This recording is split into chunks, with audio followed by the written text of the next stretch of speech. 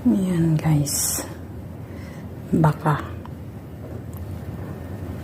number 10 warning is possible as storm closes in on the city.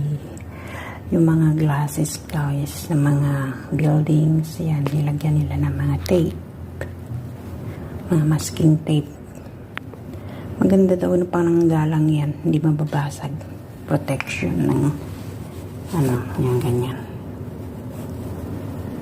ipa-cross mo. There was a time guys na nagkakabasag-basagan dito kasi number 10 to 12 na typhoon yun.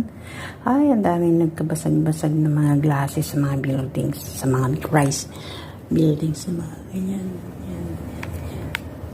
Yung mga bintana nila na ganyan, tingnan nyo, nakasara lahat kasi may bagyo nga.